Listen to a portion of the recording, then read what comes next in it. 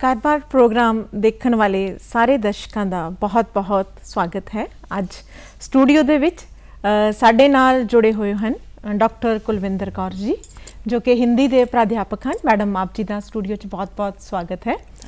जिवें कि असी जानते हाँ कि असी अपने इस प्रोग्राम के राहीं जिंदगी दे नाल जुड़े हुए आम जां खास मसलियां नाल तुहानूं रूबरू जड़ा करवाते रहंदे हां। सो साडे इस रूबरू दा साडे इस विद्वान वक्ता नूं बुला के संवाद रचाउण दा जो परपज़ है, जो मंतव है, वही है कि असी उन्हां मसलियां दे प्रति विद्वान वक्ता दी दलीलां विचों, उन्हां दे विचारां दे विचों जिंदगी दे प्रति एक संजीदा जो जां पुख्ता जिहड़ा है एक रवैया वो अख्तियार कर सकीए, एक जिम्मेवार नागरिक बन सकीए, उन्हां मसलियां दे प्रति एक उसारू सोच जिहड़ी है वो अपनी उसार सकीए। सो अज डॉक्टर कुलविंदर कौर जी साडे दरम्यान हाज़र हैं ते साडे इस घर बार प्रोग्राम का जिहड़ा अज असी विशा चुनिया है वो है प्रीख्यावां दा तनाव।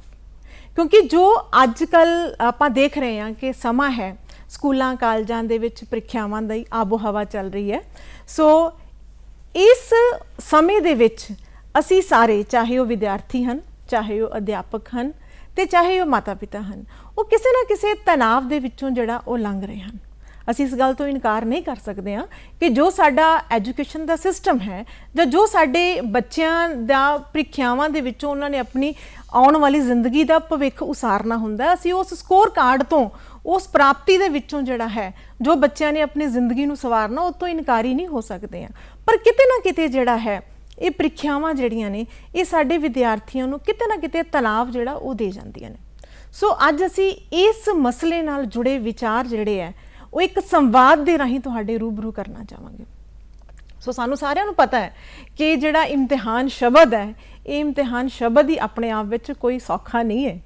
सो जे शब्द सौखा नहीं है तो इस दे विचों जिहड़ा विद्यार्थी लंघ रहा है, सो इनडायरैक्टली मैं कहांगी अध्यापक और पेरेंट्स भी जिहड़े है इस दे विचों जिहड़ा वो लंघदे है, इस टेंशन तो इस तनाव दे विचों वो लंघदे है, अपने आप नूं लंघाउंदे हैगे। सो इहदे विचों निकलना औखा है। सो अज कुछ इहो जिहियां ही गल्लां दे नाल असी एक संवाद रचा रहे हाँ डॉक्टर कुलविंदर कौर जी नाल।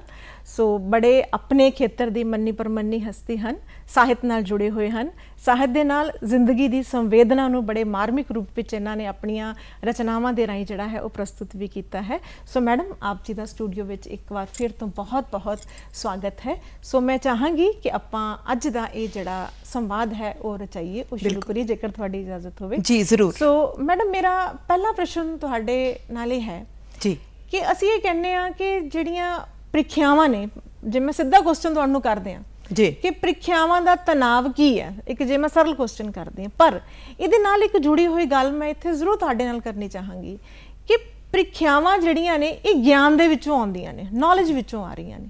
सो नॉलेज तां अपने आप विच एक बड़ा क्रिएटिव प्रोसैस है, एक बड़ा सिरजनात्मक प्रक्रिया है जिहड़ा आपां ज्ञान हासिल करते हैं जी। सो प्रीख्यावां ते ज्ञान जुड़िया होया है जी, पर जदों प्रीख्या जिहड़ी है वो ज्ञान नाल जुड़ गई फिर तनाव जिहड़ा है वो इहदे नाल क्यों जुड़ जाता है? क्योंकि सिरजना तो अपने आप विच बड़ी ब्यूटीफुल ऑब्जेक्ट है, फिर उहदे नाल तनाव क्यों आंदा है? इस गल बारे जरूर दसो जी। डॉक्टर जसदीप, सवाल तो बहुत खूबसूरत है क्योंकि फर्क सिर्फ इन्ना है कि भारत साडे देश विच थोड़ा जिहा असी प्रीख्यावां नूं सृजनात्मकता नाल ना जोड़ते हुए तनाव नाल जोड़ते जा रहे हैं डे बाय डे, दिन ब दिन। हाँ जी, हाँ जी, हाँ जी। कारण की है कि असी लोग ये सोचते हाँ कि प्रीख्या ही साडी सफलता दा या साडे समाज विच साडा कद किदां दा होएगा उहदा पैमाना बन चुकिया है। बिल्कुल बिल्कुल मैम, बिल्कुल। असी जे बच्चों नूं इस सारे फिकरां तो हटा के सिर्फ एक सहजता नाल जोड़ के प्रीख्यावां विच जो तुसी करना है बच्चों वो करो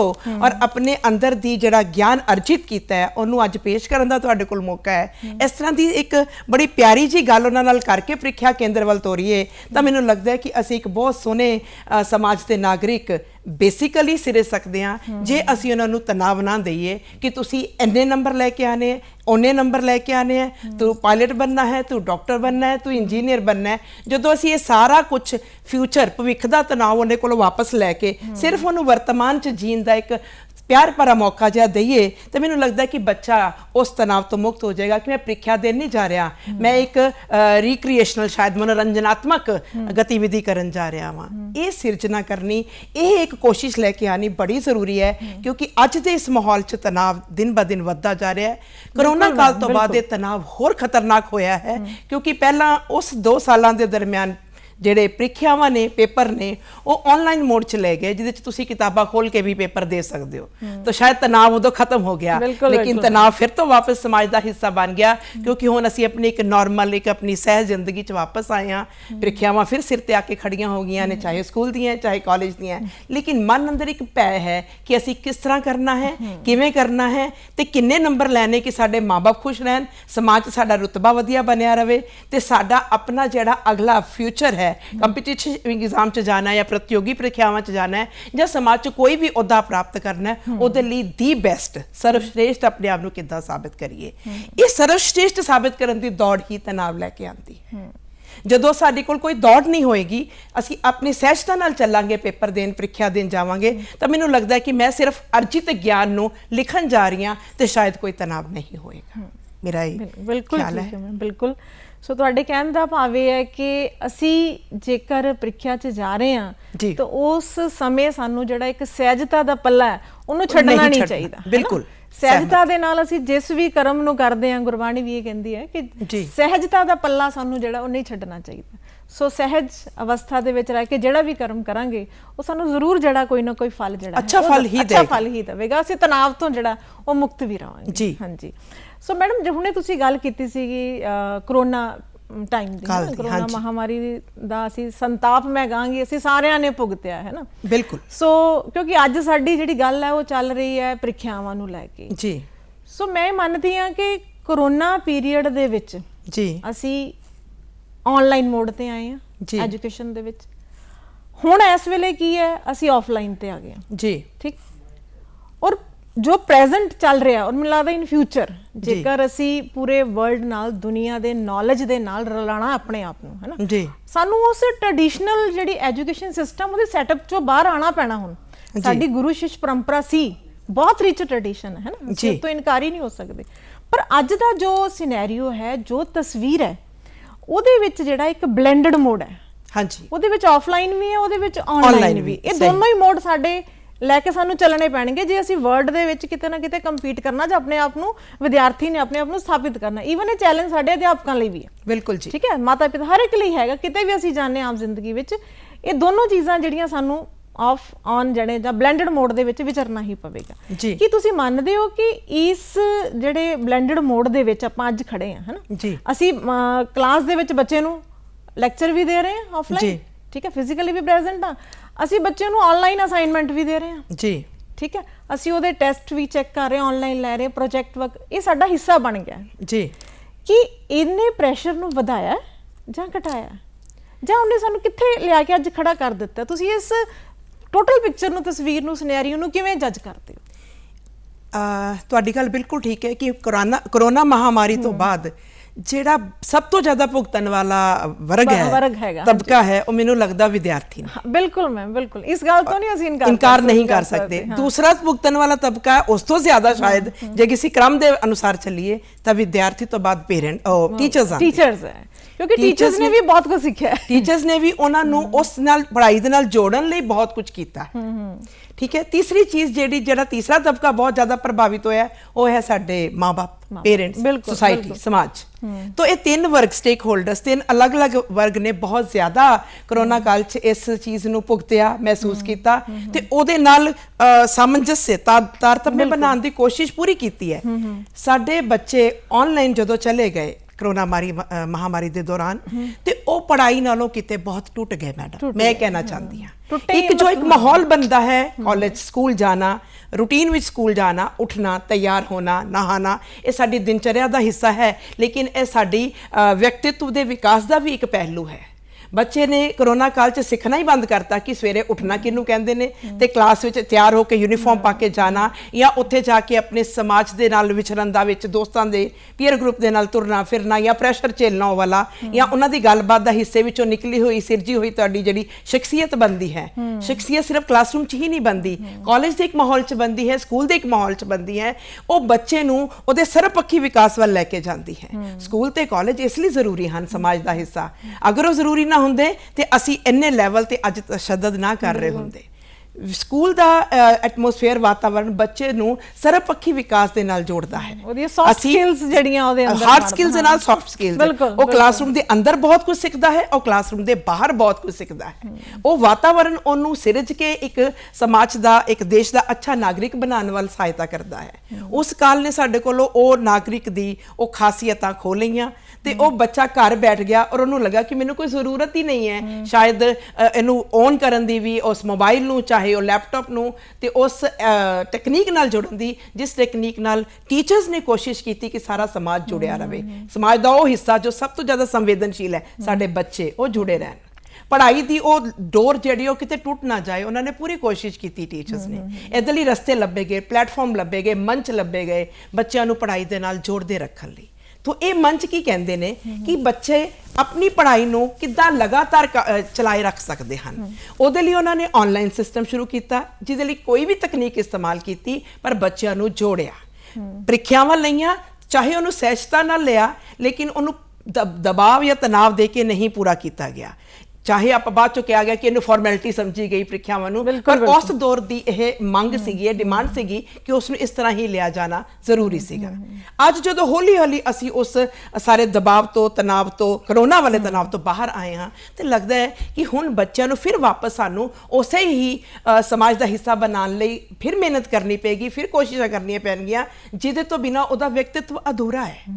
एक बच्चा स्कूल जाके जो सीखता है, जो अपनी दिनचर्या दे नाल सीखता है, पेरेंट्स नाल गल करन दा जो सलीका, जो हुनर, जो शौर सीखता है, वो शायद असी किताबां खोल के पेपर लैन नालों शायद नहीं सीख पाएगा। असी एक पेपर देन दी बच्चों नूं बीइंग ए टीचर, मैं एक अध्यापक भी हाँ तो एक पेरेंट भी हाँ, तो मैं बच्चों नूं तैयारी करानी है कि पेपर किस तरह देने ने। तुसीं थोड़ी देर पहला कहा कि पेपर जां प्रीख्यावां साडे अर्जित ज्ञान का हिस्सा है, लेकिन अर्जित ज्ञान नूं लिखण दा भी एक, प्रगटाव करन दा भी तो एक ढंग है।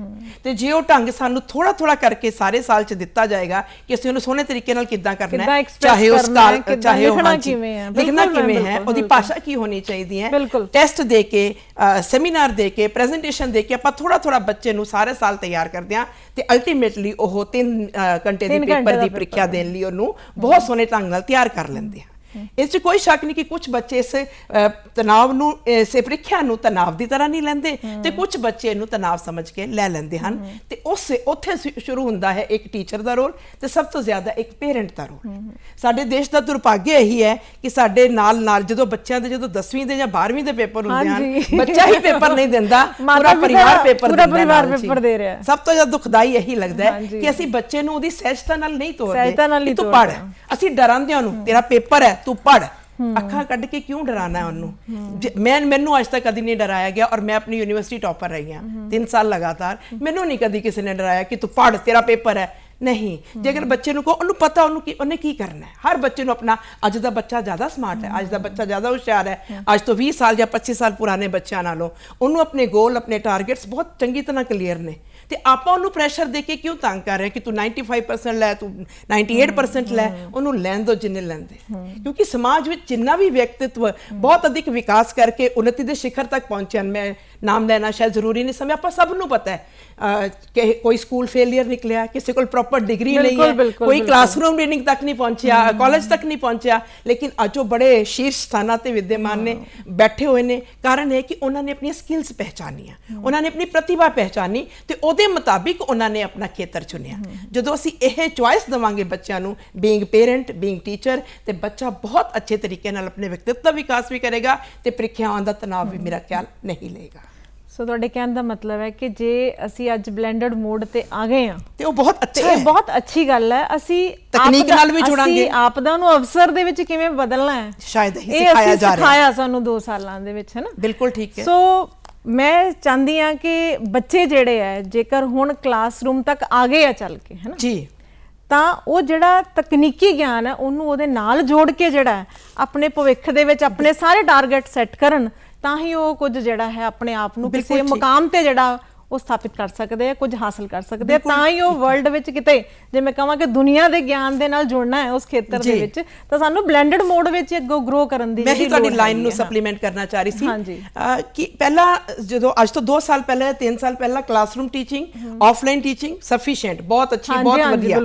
ਅੱਜ ਡਿਮਾਂਡ ਹੈ, ਸਮੇਂ ਦੀ ਮੰਗ ਹੈ ਕਿ ਅਸੀਂ ਆਨਲਾਈਨ ਨਾਲ ਜੋੜੀ ਰੱਖ, ਉਹਨੂੰ ਖਤਮ ਨਾ ਕਰੀਏ। ਬਿਲਕੁਲ ਇਸ ਲਈ ਨਹੀਂ ਕਿ ਸਾਨੂੰ ਕਰੋਨਾ ਦਾ ਡਰ ਹੈ ਕਿ ਦੁਬਾਰਾ ਆ ਜਾਵੇ, ਹੋਰ ਮਹਾਮਾਰੀ ਆ ਜਾਏ, ਇਸ ਲਈ ਕਿ ਤਕਨੀਕ ਅੱਜ ਦੀ ਖਾਸੀਅਤ ਬਣ ਚੁੱਕੀ ਹੈ, ਲੋੜ ਬਣ ਚੁੱਕੀ ਹੈ। ਤਕਨੀਕ ਨਾਲ ਜੁੜਿਆ ਬੱਚਾ ਆਪਣੇ ਆਪ ਨੂੰ ਕਿਤੇ ਵੀ ਕਿਸੇ ਵੀ ਜਗ੍ਹਾ ਤੇ ਬੈਠ ਕੇ ਕਿਤੇ ਵੀ ਮਾਰ ਨਹੀਂ ਖਾਏਗਾ, ਆਪਣੀ ਪ੍ਰੀਖਿਆ ਦੇ ਤਣਾਅ ਨੂੰ ਖਤਮ ਕਰਦੇ ਹੋਏ ਕਿਸੇ ਵੀ ਖੇਤਰ 'ਚ ਐਕਸੈਲ ਕਰਨ ਦੇ ਕਾਬਿਲ ਹੋ ਜਾਏਗਾ। ਜੇ ਉਹਦੇ ਕੋਲ ਟੈਕਨੋਲੋਜੀ ਹੈ, ਜੇ ਉਹਦੇ ਕੋਲ ਟੈਕਨੀਕ ਹੈ, ਉਹਦਾ ਗਿਆਨ ਹੈ, ਆਨਲਾਈਨ ਚੀਜ਼ਾਂ ਨੂੰ ਵਰਤਣ ਦੀ ਉਹਨੂੰ ਸਮਝ ਹੈ। ਮੈਡਮ ਤੁਹਾਨੂੰ ਯਾਦ ਹੋਏਗਾ ਅਸੀਂ ਵੀ ਚਲੋ ਆਨਲਾਈਨ ਕਲਾਸਿਸ ਲਈਆਂ ਨੇ, ਮੈਨੂੰ ਕਈ ਫਨੀ ਮੂਮੈਂਟਸ ਵੀ ਯਾਦ ਆ ਰਹੇ ਆ ਜੀ। ਬਹੁਤ ਕੁਝ ਅਸੀਂ ਬੱਚਿਆਂ ਨੂੰ ਕਹਿਣਾ ਆਓ ਕੈਮਰੇ ਤੇ ਆਓ, ਹੈ ਨਾ, ਵੀਡੀਓ ਔਨ ਕਰੋ, ਤੁਹਾਡੀ ਆਵਾਜ਼ ਨਹੀਂ ਆ ਰਹੀ। ਸੋ ਬੱਚਿਆਂ ਨੇ ਛੋਟੀ ਛੋਟੀ ਸਮਾਰਟਨੈਸ ਵੀ ਆਪਾਂ ਉਹਨਾਂ ਦੀਆਂ ਸ਼ਰਾਰਤਾਂ ਵੀ ਉਹਦੇ ਵਿੱਚ ਦੇਖੀਆਂ। ਸੋ ਬਹੁਤ ਕੁਝ ਚੰਗਾ ਵੀ ਆਇਆ ਹੈ, ਬੱਚੇ ਥੋੜੇ ਜ਼ਿਆਦਾ ਸਮਾਰਟ ਵੀ ਹੋਏ ਆ, ਸਾਡੇ ਚੁਸਤ ਚਲਾਕ ਵੀ ਹੋਏ ਆ, ਪਰ ਅੱਜ ਸਮੇਂ ਦੀ ਲੋੜ ਹੈ ਸਾਨੂੰ, ਹੈ ਨਾ, ਸਮੇਂ ਦੀ ਲੋੜ ਹੈ ਕਿ ਬਲੈਂਡਡ ਮੋਡ ਹੀ ਲੈ ਕੇ ਚੱਲਣਾ ਚਾਹੀਦਾ ਹੈ। ਸਾਨੂੰ ਅਧਿਆਪਕਾਂ ਨੂੰ ਵੀ ਸਗੋਂ ਬੱਚਿਆਂ ਨੂੰ ਪ੍ਰੋਤਸਾਹਿਤ ਕਰਨਾ ਚਾਹੀਦਾ ਹੈ ਕਿ ਉਹ ਨਾਲ ਦੇ ਨਾਲ ਜਿਹੜਾ ਹੈ ਉਹ ਤਕਨੀਕ ਨਾਲ ਇੰਝ ਜੁੜੇ ਰਹਿਣ ਹਮੇਸ਼ਾ ਹੀ,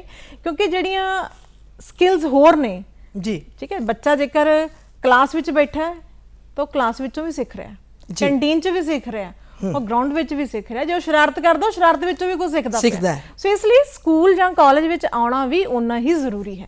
ਕਈ ਬੱਚੇ ਅਜੇ ਵੀ ਮੈਂ ਦੇਖਿਆ ਲਥਾਰਜਿਕ ਹੈਗੇ, ਉਹਨਾਂ ਦਾ ਸਕੂਲ ਜਾਂ ਕਾਲਜ ਆਉਣ ਦਾ ਰੂਟੀਨ ਬਣਦੀ ਨਹੀਂ ਪਈ ਅਜੇ ਵੀ, ਉਹਨਾਂ ਨੂੰ ਅਜੇ ਵੀ ਟਾਈਮ ਲੱਗੇਗਾ, ਉਹਨਾਂ ਦਾ ਅਜੇ ਵੀ ਮਨ ਕਰਦਾ ਹੈ ਕਿ ਚਲੋ ਛੁੱਟੀ ਹੋ ਹੀ ਜਾਵੇ, ਕੋਈ ਗੱਲ ਨਹੀਂ। ਕਈ ਵਾਰ ਸੁਣਿਆ ਮੈਂ ਬੱਚਿਆਂ ਨੂੰ ਕਲਾਸ ਵਿੱਚ, ਮੈਡਮ ਹੁਣ ਦੁਬਾਰਾ ਤੇ ਨਹੀਂ ਆਉਣਾ, ਕਿਤੇ ਦੁਬਾਰਾ ਤਾਂ ਨਹੀਂ ਲਾਕਡਾਊਨ ਲੱਗਣਾ, ਦੁਬਾਰਾ ਤਾਂ ਨਹੀਂ ਕਿਤੇ ਸਕੂਲ ਬੰਦ ਹੋਣਾ। ਮਤਲਬ ਬੱਚਿਆਂ ਦੇ ਮਨ ਵਿੱਚ ਕਿਤੇ ਨਾ ਕਿਤੇ ਉਹ ਚੀਜ਼ ਜਿਹੜੀ ਹੈ ਨਾ ਉਹ ਬੈਠ ਗਈ ਕਿ ਚੰਗਾ ਹੀ ਹੈ ਨਾ ਹੀ ਜਾਣਾ। ਹਾਂ ਬਿਲਕੁਲ, ਮੈਂ ਇਹੀ ਕਹਿਣਾ ਚਾਹ ਰਹੀ ਸੀ, ਪਰ ਬੱਚਿਆਂ ਨੂੰ ਜ਼ਰੂਰ ਜਿਹੜਾ ਹੈ ਉਹ ਸਕੂਲ ਕਾਲਜ ਵਿੱਚ ਆਉਣਾ ਚਾਹੀਦਾ ਹੈ, ਕਿਉਂਕਿ ਬੱਚਾ ਸਕੂਲ ਕਾਲਜ ਦੇ ਵਿੱਚ ਆ ਕੇ ਕੱਲਾ ਡਿਗਰੀ ਵਾਲਾ ਗਿਆਨ ਹੀ ਨਹੀਂ ਸਿੱਖਦਾ ਹੈਗਾ, ਨੰਬਰਾਂ ਵਾਸਤੇ ਗਿਆਨ ਨਹੀਂ ਹਾਸਲ ਕਰਦਾ, ਉਹ ਨਾਲ ਦੇ ਨਾਲ ਜਿਹੜਾ ਹੈਗਾ ਵੈ ਉਹ ਹੋਰ ਵੀ ਬਹੁਤ ਕੁਝ ਜਿਹੜਾ ਉਹ ਸਿੱਖਦਾ ਹੈ ਕਿ ਸਮਾਜ ਵਿੱਚ ਮੈਂ ਵਿਚਰਨਾ ਕਿਵੇਂ ਹੈ।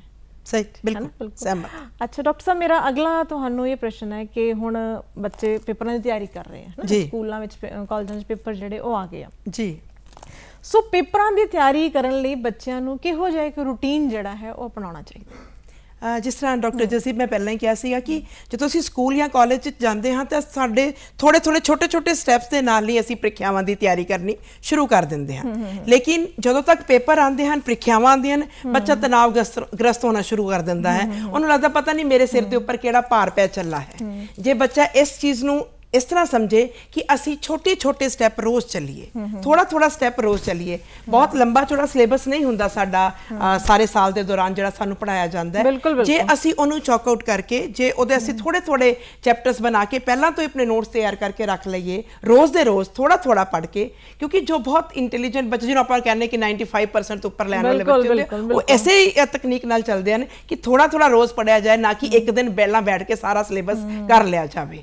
ਹੁੰਦਾ ਕੀ ਹੈ ਕਿ ਆਪਾਂ ਕੋਸ਼ਿਸ਼ ਕਰਦੇ ਹਾਂ ਕਿ ਸਾਰਾ ਕੁਝ ਇੱਕ ਦਿਨ ਪਹਿਲਾਂ ਹੀ ਅੱਜ ਅਸੀਂ ਪੇਪਰ ਦਾ ਤਣਾਅ ਲੈ ਕੇ ਅੱਜ ਹੀ ਕਰਨਾ ਹੈ। ਐਸੇ ਹੁੰਦੇ ਆ ਕਿ ਪੇਪਰਾਂ ਤੋਂ 2 ਦਿਨ ਪਹਿਲਾਂ ਹੀ ਕਿਤਾਬ ਖਰੀਦਦੇ ਉਹ ਵੀ ਹੁੰਦੇ, ਪੜ੍ਹ ਲਓ, ਉਹ ਬੱਚੇ ਵੀ ਹੁੰਦੇ ਨੇ, ਪੇਪਰ ਤੇ ਉਹਨਾਂ ਨੇ ਵੀ ਦੇਣੇ ਨੇ, ਪ੍ਰੀਖਿਆਵਾਂ ਤੇ ਉਹਨਾਂ ਨੇ ਵੀ ਦੇਣੀਆਂ ਨੇ। ਦੂਸਰੀ ਗੱਲ ਇਹ ਹੈ ਕਿ ਜੇ ਅਸੀਂ ਸਿਸਟਮੈਟਿਕ ਤਰੀਕੇ ਨਾਲ ਇੱਕ ਟਾਈਮ ਟੇਬਲ ਬਣਾ ਕੇ ਆਪਣੀ ਇੱਕ ਰੂਟੀਨ ਸੈੱਟ ਕਰਕੇ ਚੱਲਦੇ ਹਾਂ ਕਿ ਅਸੀਂ ਸਵੇਰੇ ਉੱਠ ਕੇ ਇੰਨੇ ਚੈਪਟਰਸ ਕਰਨੇ ਹੈ, ਦੁਪਹਿਰ ਤੱਕ ਇੰਨੇ ਚੈਪਟਰਸ ਕਰਨੇ ਹੈ, ਰਾਤ ਤੱਕ ਇੰਨਾ ਚੱਲਣਾ ਹੈ, ਤੇ ਮੈਨੂੰ ਨਹੀਂ ਲੱਗਦਾ ਕਿ ਸਾਡਾ ਜਿਹੜਾ ਅਸੀਂ 3 ਘੰਟੇ ਵਾਲਾ ਐਗਜ਼ਾਮ ਦੇਣਾ ਉਹ 'ਚ ਸਾਨੂੰ ਕੋਈ ਪ੍ਰੋਬਲਮ ਆਏਗੀ। ਔਰ ਦੂਸਰੀ ਸਭ ਤੋਂ ਵੱਡੀ ਜ਼ਰੂਰੀ ਚੀਜ਼ ਹੈ ਤੁਹਾਡੀ ਸਹਿਜਤਾ, ਕਿਉਂਕਿ ਤੁਹਾਡਾ ਰੋਜ਼ਮर्रा ਦਾ ਹਾਸਲ ਕੀਤਾ ਗਿਆਨ ਕਿਤੇ ਅਚਾਨਕ ਇੱਕ ਦਿਨ 'ਚ ਗਾਇਬ ਤਾਂ ਹੋ ਨਹੀਂ ਜਾਣਾ ਹੈ। ਉਹ ਤੁਹਾਡੇ ਅੰਤਰ ਮਨ 'ਚ ਕਿਤੇ ਨਾ ਕਿਤੇ ਆਲਰੇਡੀ ਬੈਠਿਆ ਹੋਇਆ ਹੈ ਤੇ ਉਹਨੇ ਕਿਤੇ ਜਾਣਾ ਨਹੀਂ ਹੈ, ਬਸ ਤੁਹਾਡੇ ਤਣਾਅ ਨੇ ਉਹਨੂੰ ਖਤਮ ਕਰ ਦਿੱਤਾ ਹੈ।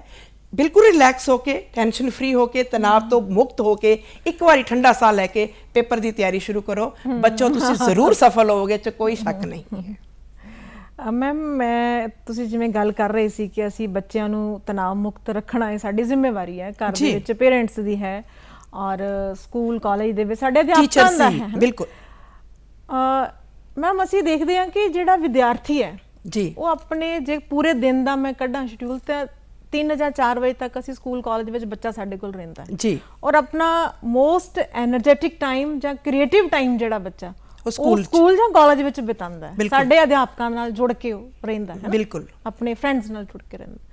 ਸੋ ਇਸ ਟਾਈਮ ਪੀਰੀਅਡ ਦੇ ਵਿੱਚ, ਇਸ ਸਮੇਂ ਦੇ ਵਿੱਚ ਜਦੋਂ ਵਿਦਿਆਰਥੀ ਸਾਡੇ ਕੋਲ ਹੈ, ਸਾਡੀ ਸੰਸਥਾ ਦੇ ਵਿੱਚ ਹੈ, ਅਸੀਂ ਬੱਚੇ ਨੂੰ ਤਣਾਅ ਮੁਕਤ ਕਿਵੇਂ ਰੱਖ ਸਕਦੇ ਹਾਂ? ਕਿਉਂਕਿ ਸਾਡੀ ਜ਼ਿੰਮੇਵਾਰੀ ਜ਼ਿਆਦਾ ਹੈ। ਬੱਚੇ ਨੇ 4-5 ਵਜੇ ਘਰ ਪਹੁੰਚਣਾ। ਅੱਜ ਕੱਲ ਤਾਂ ਟਿਊਸ਼ਨਸ ਦਾ ਬੜਾ ਟ੍ਰੈਂਡ ਹੈ ਨਾ, ਬੱਚੇ ਲੇਟ ਨਾਈਟ ਘਰ ਪਹੁੰਚਦੇ। ਜੀ ਸੋ ਸਾਡੀ ਕੀ ਜ਼ਿੰਮੇਵਾਰੀ, ਅਸੀਂ ਉਹਨਾਂ ਨੂੰ ਤਣਾਅ ਮੁਕਤ ਰੱਖੀਏ, ਜਾਂ ਸੰਸਥਾਵਾਂ ਦਾ ਕੀ ਰੋਲ ਹੈ ਕਿ ਉਹ ਵਿਦਿਆਰਥੀਆਂ ਨੂੰ ਤਣਾਅ ਮੁਕਤ ਕਰਨ ਲਈ ਕਿਹੜੀਆਂ ਐਕਟੀਵਿਟੀਜ਼ ਜਾਂ ਕੀ ਉਹਨਾਂ ਦਾ ਰੋਲ ਹੋਣਾ ਚਾਹੀਦਾ?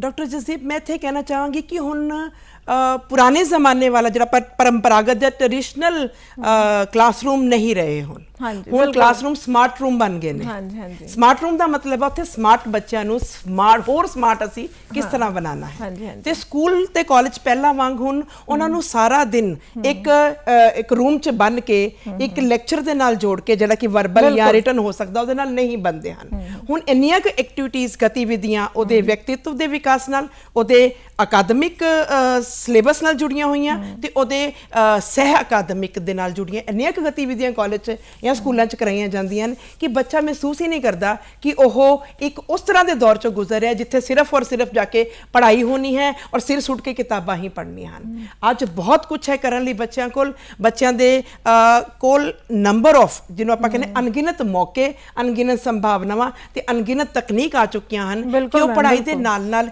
ਕਿੰਨਾ ਕੁਝ ਹੋਰ ਸਿੱਖ ਕੇ ਆਪਣੇ ਆਪ ਨੂੰ ਉਸ ਸਮਾਜ ਦਾ, ਦੇਸ਼ ਦਾ ਬਹੁਤ ਅੱਛਾ ਹਿੱਸਾ ਬਣਾਉਣ ਵਿੱਚ ਕਾਬਿਲ ਬਣ ਜਾਂਦਾ ਹੈ।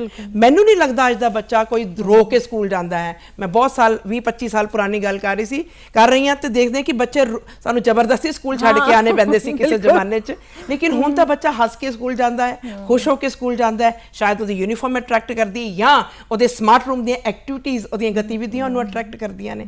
ਤੇ ਅਸੀਂ ਬੀਇੰਗ ਟੀਚਰ ਸਕੂਲ ਵਿੱਚ, ਕਾਲਜ ਵਿੱਚ ਉਹਨੂੰ ਬਹੁਤ ਸੁਖਾਵਾਂ ਮਾਹੌਲ ਦੇਣ ਦਾ ਪੂਰਾ ਕੋਸ਼ਿਸ਼, ਪੂਰਾ ਪ੍ਰਯਾਸ ਅਸੀਂ ਕਰਦੇ ਤਾਂ ਕਿ ਉਹ ਆਪਣੇ ਵਿਅਕਤੀਤਵ ਦਾ ਸਹੀ ਢੰਗ ਨਾਲ ਵਿਕਾਸ ਕਰ ਸਕੇ। ਹਾਂਜੀ, ਹੁਣ ਮੈਂ ਇੱਕ ਪ੍ਰਸ਼ਨ ਮੈਮ ਥੋੜਾ ਪੁੱਛਣਾ ਚਾਹਾਂਗੀ ਕਿ ਮੰਨ ਲਓ ਡਾਕਟਰ ਸਾਹਿਬ ਤੁਸੀਂ ਪ੍ਰੀਖਿਆ ਦੇਣ ਜਾਣਾ ਜੀ, ਠੀਕ ਹੈ, ਸਵੇਰੇ ਉੱਠਣ ਤੋਂ ਲੈ ਕੇ 3 ਘੰਟੇ ਵਾਲਾ ਉਸ ਪੈਨ ਜਿਹਦੇ ਵਿੱਚ ਤੁਸੀਂ ਪੇਪਰ ਲਿਖਣਾ ਹੈ, ਤੁਹਾਡਾ ਮਾਈਂਡ ਸੈਟ ਕੀ ਹੋਏਗਾ ਜੀ? ਠੀਕ ਹੈ, ਔਰ ਬੀਇੰਗ ਇਨਵਿਜੀਲੇਟਰ, ਮੰਨ ਲਓ ਤੁਸੀਂ 3 ਘੰਟੇ ਉਹ ਪ੍ਰੀਖਿਆ ਲੈ ਰਹੇ ਹੋ, ਤੁਸੀਂ ਜਿਹੜੇ ਉੱਥੇ ਪ੍ਰੀਖਿਆਰਥੀ ਬੈਠੇ ਆ, ਵਿਦਿਆਰਥੀ ਬੈਠੇ ਆ, ਉਹਨਾਂ ਨੂੰ ਕਿਵੇਂ ਇੱਕ ਕੰਫਰਟ ਜ਼ੋਨ ਦੇ ਵਿੱਚ ਰੱਖੋਗੇ? ਮੈਂ ਇਹ ਨਹੀਂ ਕਹਿ ਰਹੀ ਕਿ ਆਪਾਂ ਉਹਨਾਂ ਨੂੰ ਕੋਈ ਨਕਲ ਮਰਵਾਣੀ ਹੈ ਜਾਂ ਨਹੀਂ, ਹਾਂਜੀ, ਪਰ ਇੱਕ ਬੱਚੇ ਨੂੰ ਇੱਕ ਮਾਹੌਲ ਦੇਣਾ ਜੋ ਬਹੁਤ ਜ਼ਰੂਰੀ ਹੁੰਦਾ। ਉਹ ਇਨਵਿਜੀਲੇਟਰ ਦਾ ਕੰਮ ਹੈ, ਉਹਦੀ ਨੈਤਿਕ ਜ਼ਿੰਮੇਵਾਰੀ ਹੈ। ਬਿਲਕੁਲ। ਸੋ ਤੁਸੀਂ 2 ਰੋਲ ਮੰਨ ਲਓ ਪਲੇ ਕਰਦੇ ਪਏ ਹੋ ਤੇ ਕਿਸ ਤਰ੍ਹਾਂ ਕਰੋਗੇ? ਜੀ, ਮਜ਼ੇਦਾਰ ਸਵਾਲ ਪੁੱਛਿਆ ਤੁਸੀਂ। ਮੈਂ ਕਿਹਾ ਥੋੜਾ ਜਿਹਾ ਸਟੂਡੈਂਟ ਦੇ ਰੂਪ 'ਚ ਪੇਪਰ ਦੇ ਰਹੀ ਹਾਂ ਤੇ ਮੈਂ ਉਸ ਪੇਪਰ ਦਾ ਬੋਝ ਮੈਂ ਕਦੀ ਨਹੀਂ ਲਿਆ। ਟੂ ਬੀ ਵੈਰੀ ਫਰੈਂਕ, ਹਮੇਸ਼ਾ ਮੈਂ ਤੁਹਾਨੂੰ ਸਪਸ਼ਟਤਾ ਨਾਲ ਦੱਸ ਰਹੀ ਹਾਂ ਕਿ ਮੈਂ ਸਿਰਫ ਕੈਮਰੇ ਅੱਗੇ ਬੋਲਣ ਲਈ ਨਹੀਂ ਕਹਿ ਰਹੀ। ਮੈਂ ਹਮੇਸ਼ਾ ਉਹਨੂੰ ਇੱਕ ਤਿਉਹਾਰ ਦੀ ਤਰ੍ਹਾਂ ਲਿਆ ਕਿ ਮੇਰਾ ਅੱਜ ਪੇਪਰ ਹੈ, ਮੇਰੀ ਅੱਜ ਪ੍ਰੀਖਿਆ ਹੈ। ਸੋ ਮੈਂ ਉਹਨੂੰ ਕਿਸ ਤਰ੍ਹਾਂ ਅੱਛੇ ਤਰੀਕੇ ਨਾਲ, ਬੈਟਰ ਢੰਗ ਨਾਲ ਕਰ ਸਕਦੀ ਹਾਂ, ਮੈਂ ਉਹ ਸੋਚਣ ਲਈ, ਉਹਨੂੰ ਕਰਨ ਲਈ ਮੇਰੇ ਦਿਮਾਗ 'ਚ ਇੱਕ ਸੋਚ, ਇੱਕ ਥਾਟ ਪ੍ਰੋਸੈਸ, ਵਿਚਾਰ ਪ੍ਰਵਾਹ ਸ਼ੁਰੂ ਹੋ ਜਾਂਦਾ ਸੀ ਸਵੇਰ ਤੋਂ ਲੈ ਕੇ, ਜਿਹੜਾ ਪੇਪਰ ਦੇ ਲਿਖਣ ਤੱਕ ਚੱਲਦਾ ਜਾਂਦਾ ਸੀਗਾ। ਸ਼ਾਇਦ ਇਹ ਕਾਰਨ ਨਹੀਂ ਹੈ ਕਿ ਸਾਡੇ ਵੀ ਟੀਚਰਸ ਨੇ ਸਾਨੂੰ ਕਦੀ ਵੀ ਪ੍ਰੀਖਿਆਵਾਂ ਨੂੰ ਤਣਾਅ ਦੇ ਰੂਪ 'ਚ ਲੈਣ ਦੀ ਨਹੀਂ ਸਿਖਾਈ, ਆਦਤ ਨਹੀਂ ਬਣਾਈ ਸਾਡੀ। ਪਰ ਮੇਰੀ ਕੋਸ਼ਿਸ਼ ਖੁਦ ਆਪਣੇ ਵਿਦਿਆਰਥੀਆਂ ਲਈ ਵੀ ਇਹੀ ਹੈ ਕਿ ਉਹਨੂੰ ਸਹਿਜ ਰੂਪ ਨਾਲ ਜੋ ਤੁਹਾਨੂੰ ਹੁਣ ਤੱਕ ਸਿਖਾਇਆ ਉਹਨੂੰ ਬਸ ਲਿਖ ਕੇ ਆ ਜਾਓ ਸੋਹਣੇ ਢੰਗ ਨਾਲ। ਪਹਿਲੇ ਪੇਜ ਤੇ ਆਪਣੀ ਸੋਹਣੀ ਜਿਹੀ ਰਾਈਟਿੰਗ ਦੱਸ ਦਿਓ ਤੇ ਬਾਕੀ ਪੇਜ ਵਿੱਚ ਤੁਸੀਂ ਆਪਣਾ ਜਿਹੜਾ ਅਰਜਿਤ ਗਿਆਨ ਹੁਣ ਤੱਕ ਸੰਜੋਇਆ ਹੈ ਉਹਨੂੰ ਟਿਕਾ ਕੇ ਜਲਦੀ ਟਾਈਮ ਮੈਨੇਜਮੈਂਟ ਦੇ ਨਾਲ ਪੂਰਾ ਕਰੋ। ਸਾਡਾ ਸਿਸਟਮ ਹੀ ਇਦਾਂ ਦਾ ਜਿਹਨੂੰ ਅਸੀਂ ਹੁਣ ਨਹੀਂ ਬਦਲ ਸਕਦੇ ਇਸ ਵਕਤ ਕਿ ਉਹ 3 ਘੰਟੇ 'ਚ ਪੇਪਰ ਹੋਣਾ ਤੇ 3 ਘੰਟੇ ਵਿੱਚ ਹੀ ਹੋਣਾ ਹੈ। ਇਹ ਮੇਰਾ ਐਜ਼ ਅ ਸਟੂਡੈਂਟ ਹੈ। ਜੇ ਮੈਂ ਇੱਕ ਇਨਵਿਜੀਲੇਟਰ ਦੇ ਰੂਪ 'ਚ ਕਮਰੇ 'ਚ ਬੈਠੀ ਹਾਂ ਤੇ ਮੈਂ ਬੱਚਿਆਂ ਨੂੰ ਕੋਸ਼ਿਸ਼ ਕਰਾਂਗੀ, ਸਭ ਤੋਂ ਪਹਿਲਾਂ ਬੈਠਦੀ ਹੀ ਕਵਾਂਗੀ ਕਿ ਸਭ ਤੋਂ ਪਹਿਲਾਂ ਆਪਣੇ ਆਪ ਨੂੰ ਇਸ ਪੇਪਰ ਦੇ ਲਈ ਠੰਡਾ ਸਾਹ ਲੈ ਕੇ ਰਿਲੈਕਸ ਮਹਿਸੂਸ ਕਰਾਓ। ਬੇਟਾ, ਇਹ ਤੁਹਾਡਾ 3 ਘੰਟੇ ਦਾ ਪੇਪਰ ਹੈ, ਕੋਈ ਬਹੁਤ ਵੱਡੀ ਜੰਗ ਨਹੀਂ ਹੈ ਕਿ ਜਿੱਤੇ ਬਿਨਾਂ ਜਿਹਦਾ ਗੁਜ਼ਾਰਾ ਨਹੀਂ ਹੈ। ਸੋ ਰਿਲੈਕਸ, ਟੇਕ ਇਟ ਈਜ਼ੀ, ਆਪਣੇ ਆਰਾਮ ਨਾਲ, ਔਰ ਤੁਸੀਂ ਕਰ ਲੈਣਾ ਹੈ। ਜਦੋਂ ਅਸੀਂ ਬੱਚਿਆਂ 'ਚ ਥੋੜਾ ਜਿਹਾ ਭਾਵ ਭਰ ਕੇ ਅੰਦਰ ਥੋੜਾ ਜਿਹਾ ਉਹਨਾਂ ਕੰਫਰਟ ਜ਼ੋਨ ਦੇ ਵਿੱਚ ਬੱਚਿਆਂ ਨੂੰ ਲਿਆਉਣ ਦੀ ਬਹੁਤ ਮੇਰੀ ਕੋਸ਼ਿਸ਼ ਹੁੰਦੀ ਹੈ ਐਜ਼ ਅ ਇਨਵੀਜੀਲੇਟਰ। ਮੈਂ ਇਹ ਵੀ ਕਹਿਣਾ ਚਾਹਾਂਗੀ ਡਾਕਟਰ ਸਾਹਿਬ ਵੀ ਕਈ ਬੱਚੇ ਅਸੀਂ ਦੇਖਦੇ ਹਾਂ ਬਿਨਾਂ ਖਾਣਾ ਖਾਦੇ ਹੀ ਪੇਪਰ ਦੇਣ ਆ ਜਾਂਦੇ ਬਿਲਕੁਲ ਆਉਂਦੇ ਆ। ਕਈ ਬੱਚੇ ਬੀਪੀ ਲੋ ਹੋ ਜਾਂਦਾ ਹੈ, ਬਿਮਾਰ ਹੋ ਜਾਂਦੇ ਆ। ਸੋ ਮੈਨੂੰ ਲੱਗਦਾ ਹੈ ਕਿ ਬੱਚਿਆਂ ਨੂੰ ਬਹੁਤ ਚੰਗੇ ਤਰੀਕੇ ਨਾਲ ਉੱਠ ਕੇ ਆਪਣੇ ਆਪ ਨੂੰ ਨਾਸ਼ਤਾ ਪ੍ਰੋਪਰ ਕਰਕੇ ਆਉਣਾ ਚਾਹੀਦਾ ਹੈ। ਆਪਣੇ ਠੰਡੇ ਦਿਮਾਗ ਦੇ ਨਾਲ ਬੜੇ ਸਹਿਜਤਾ, ਜਿਵੇਂ ਕਿ ਤੁਸੀਂ ਗੱਲ ਕੀਤੀ ਹੈਗੀ ਹੈ, ਉਹਦੇ ਵਿੱਚ ਆਪਣਾ ਪੇਪਰ ਜਿਹੜਾ ਹੈ ਉਹ ਦੇਣਾ ਚਾਹੁੰਦੇ ਹੈਗੇ ਹੋ। ਸੋ ਡਾਕਟਰ ਸਾਹਿਬ ਤੁਸੀਂ ਅੱਜ ਸਟੂਡੀਓ ਵਿੱਚ ਆਏ ਹੋ ਇਸ ਘਰ-ਬਾਰ ਪ੍ਰੋਗਰਾਮ ਦੇ ਵਿੱਚ। ਤੁਸੀਂ ਸਾਡੇ ਨਾਲ ਬਹੁਤ ਹੀ ਵਧੀਆ ਗੱਲਾਂ ਜਿਹੜੀਆਂ ਕੀਤੀਆਂ ਨੇ। ਸੋ ਮੈਂ ਉਮੀਦ ਕਰਦੀ ਹਾਂ ਕਿ ਸਾਡੇ ਬੱਚਿਆਂ ਨੇ, ਸਾਡੇ ਪੇਰੈਂਟਸ ਨੇ ਔਰ ਤੁਸੀਂ ਸਾਡੇ ਅਧਿਆਪਕਾਂ ਨੇ ਵੀ ਬਹੁਤ ਕੁਝ ਜਿਹੜਾ ਹੈ ਉਹ ਅੱਜ ਇਸ ਸੰਵਾਦ ਦੇ ਵਿੱਚੋਂ ਜਿਹੜਾ ਹੈ ਉਹ ਸਿੱਖਿਆ ਹੋਵੇਗਾ। ਸੋ ਉਮੀਦ ਕਰਦੇ ਹਾਂ ਕਿ ਵਿਦਿਆਰਥੀ ਜਿਹੜੇ ਆ ਆਉਣ ਵਾਲੀਆਂ ਪ੍ਰੀਖਿਆਵਾਂ ਨੂੰ ਸਹਿਜਤਾ ਨਾਲ ਲੈਣਗੇ, ਕੋਈ ਟੈਨਸ਼ਨ ਨਹੀਂ ਲੈਣਗੇ, ਕਿਸੇ ਬੋਝ ਵਿੱਚ ਨਹੀਂ ਰਹਿਣਗੇ। ਜੇਕਰ ਅਸੀਂ ਸਹਿਜਤਾ ਨਾਲ ਕਿਸੇ ਵੀ ਕੰਮ ਨੂੰ ਕਰਦੇ ਹਾਂ ਤਾਂ ਅਸੀਂ ਆਪਣਾ 100% ਬੱਚੇ ਉਹਦੇ ਵਿੱਚ ਦੇ ਕੇ ਆਉਂਦੇ ਹਾਂ। ਸੋ ਇਹ ਸਾਡੀ ਪੇਰੈਂਟਸ ਦੀ ਵੀ ਜ਼ਿੰਮੇਵਾਰੀ ਹੈ, ਸਾਡੇ ਅਧਿਆਪਕਾਂ ਦੀ ਵੀ ਜ਼ਿੰਮੇਵਾਰੀ ਹੈ ਕਿ ਅਸੀਂ ਵਿਦਿਆਰਥੀਆਂ ਨੂੰ ਉਸ ਕੰਫਰਟ ਜ਼ੋਨ ਦੇ ਵਿੱਚ ਜ਼ਰੂਰ ਰੱਖੀਏ, ਉਹਨਾਂ ਦੀਆਂ ਜ਼ਰੂਰਤਾਂ ਨੂੰ, ਉਹਨਾਂ ਦੀਆਂ ਲੋੜਾਂ ਨੂੰ ਸਮਝੀਏ, ਤਾਂ ਜੋ ਉਹ ਆਪਣੀਆਂ ਪ੍ਰੀਖਿਆਵਾਂ ਦੇ ਵਿੱਚ ਆਪਣੇ ਆਪ ਨੂੰ ਸਾਬਿਤ ਕਰ ਸਕਣ ਤੇ ਵਧੀਆ ਜਿਹੜੀ ਪਰਫਾਰਮੈਂਸ ਹੈ ਦੇ ਸਕਣ। ਸੋ ਡਾਕਟਰ ਸਾਹਿਬ ਤੁਹਾਡਾ ਬਹੁਤ ਬਹੁਤ ਸ਼ੁਕਰੀਆ। ਥੈਂਕ ਯੂ ਜੀ, ਧੰਨਵਾਦ। ਸ਼ੁਕਰੀਆ।